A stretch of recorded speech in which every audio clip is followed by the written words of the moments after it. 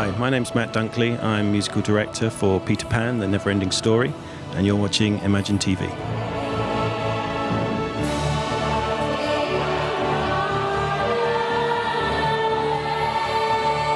My role as musical director of Peter Pan was very much to write original music. There's about 2 hours of music in the whole show, and an hour of that is popular songs that I've rearranged. It's not a kind of traditional treatment of the songs, so the idea was to rearrange them to bed them into the show, and then around that I've written an extra hour of original music that hopefully makes the whole thing flow together.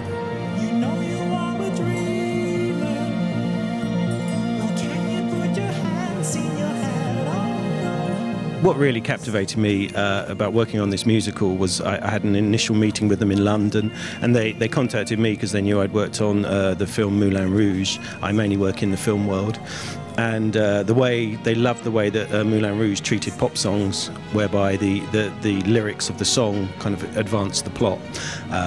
So that was their initial concept, and I thought that was nobody really done this before in theatre. So I thought it was a really interesting way that I could bring my pop arranging side, and then also composing and arranging film music. And really the concept was to treat the whole show as a very kind of filmic entity, if you like. It's it's not a traditional theatre piece at all. It's a real spectacular.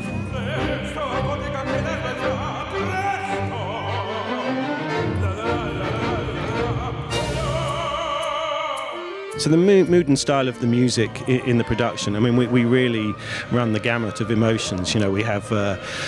We have scary fighting music for the pirates, and then we have sort of tender love songs for when Peter and Wendy are falling in love, and we have some sad moments like when Tinkerbell sacrifices herself to save Peter.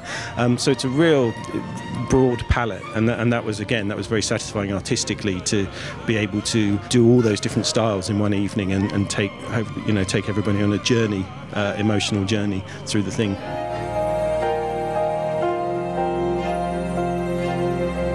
Well, the original music, I mean, for instance, at the very beginning of the show, we set the scene, and my idea was to have this sort of magical sound, but also incorporated in, it's like the first thing you hear is there's a sort of ticking going on, which is supposed to represent time, but also represent the crocodile in some way, which is, Captain Hook's nemesis.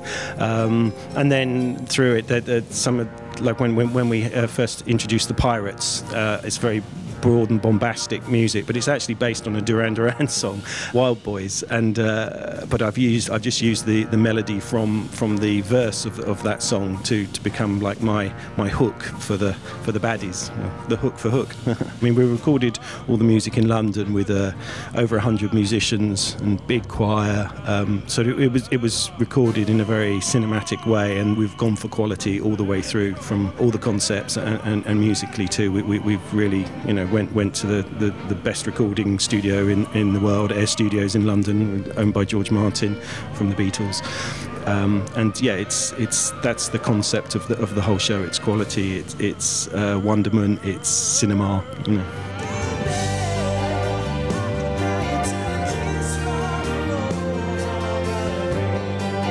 So choosing the songs was a huge project, really. We started out with a long list of songs that we thought would work, and again, the idea was that the lyrics would somehow advance the drama. So we didn't just want to kind of stop, sing a song and then move on. So the lyric had to say something about what was happening.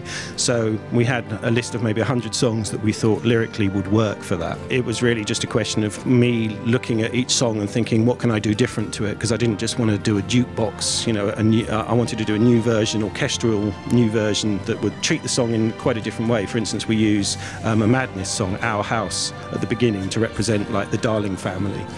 And it's not at all like the Madness original. It's almost, I don't know, it's almost kind of 19th century sort of, it's like classical, it's quite different how I treated it. So we were just looking, mainly that was the thing, to look for the lyrics and look for how I could actually do something differently. And then just to see how they all, as a set of songs, sat together, because we didn't want to jump through too many different styles, and And I think, at the end of the day, we came up with a really quite eclectic mix. We go from everything from Robbie Williams to Supertramp to Westlife to Alphaville. It's a real diverse mix, but it works.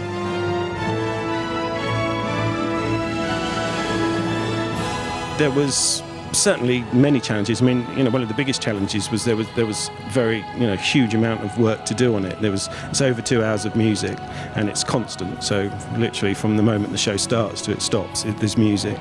So there's a colossal amount of work to be done in a very short space of time. Creatively, it was very liberating. They gave me a lot of faith and a lot of time to experiment and really to bring my vision musically, and I had very little problems selling my ideas to the production and to the producer and the directors, and that was incredibly liberating and satisfying artistically. Yeah.